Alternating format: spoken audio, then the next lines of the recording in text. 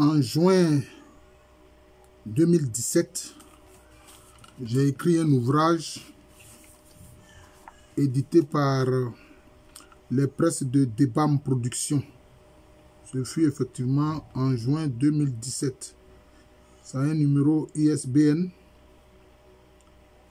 et je l'ai intitulé « Chapelet des nouveaux mystères de Jésus-Christ ». Voilà, je l'ai intitulé « Chapelet des nouveaux mystères de Jésus-Christ ». Vous allez comprendre pourquoi est-ce que je l'ai intitulé ici. « Chapelet des nouveaux mystères de Jésus-Christ ». Voilà. En effet, vous savez que, en général, les dévots du chapelet ont les anciens mystères qu'on appelait mystères joyeux, mystères douloureux, mystères glorieux.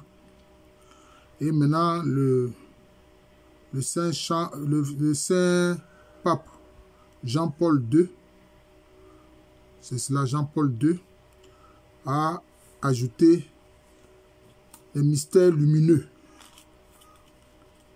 Et moi, le Seigneur m'a inspiré de nouveaux mystères avec lesquels on peut méditer le chapelet. Voilà. Ça, ce que je viens de citer, ce sont les anciens mystères.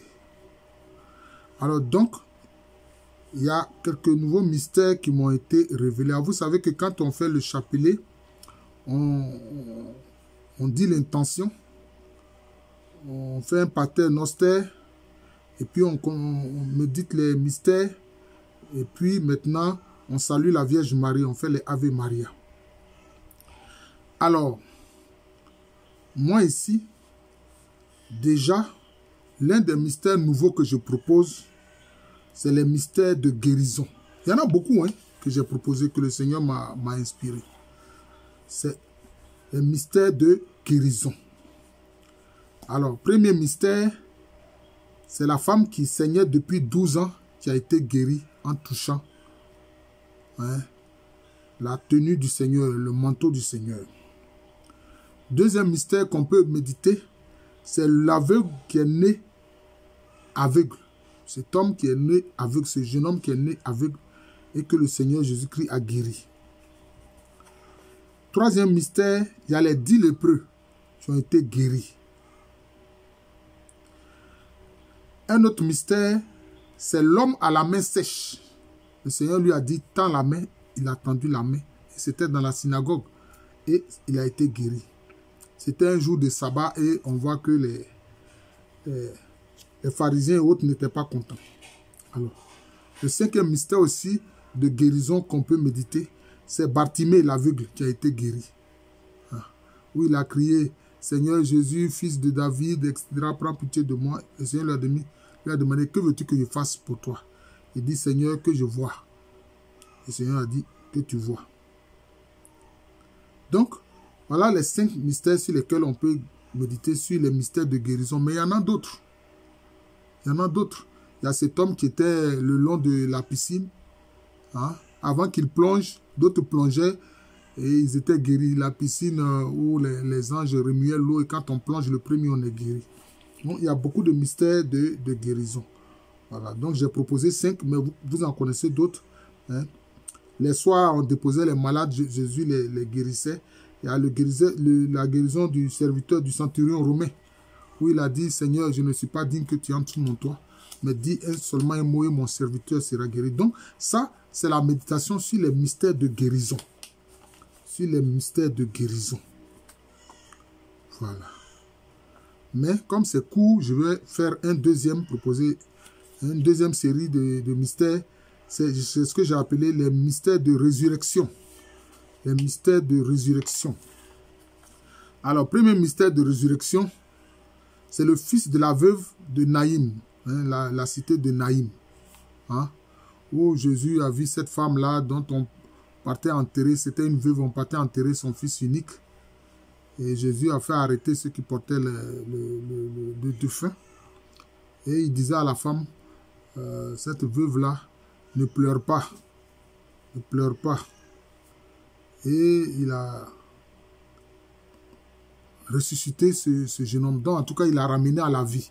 Voilà, on peut méditer ce premier mystère-là, hein, la résurrection du fils de fin de la veuve de Naïm.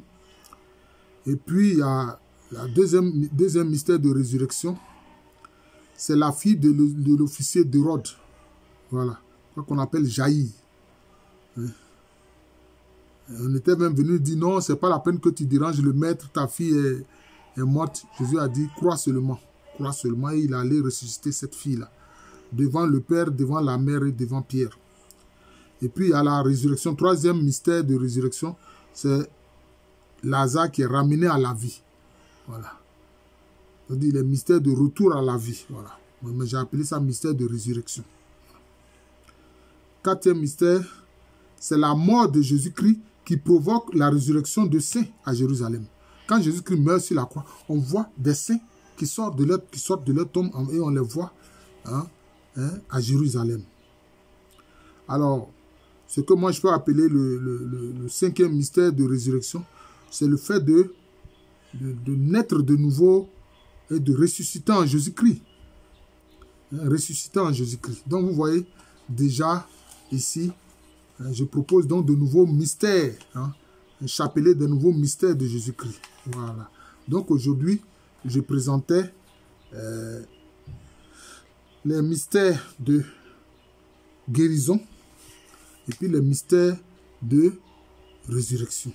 Je peux appeler aussi les mystères ressuscitants. Voilà, mystères ressuscitants. Aussi les mystères guérissants. Voilà. Donc c'est cela. Vous pouvez donc méditer d'autres mystères. Voilà. Jean-Paul II a proposé les mystères lumineux. On médite avec. Moi, j'en propose d'autres que vraiment le Seigneur Esprit Saint m'a inspiré. Voilà. Mais pour le processus, c'est le même système avec le chapelet. Donc, vous pouvez méditer pour guérir, vous cherchez à guérir, vous dites votre intention de guérison. Et puis, vous méditez sur les mystères de guérison. Voilà.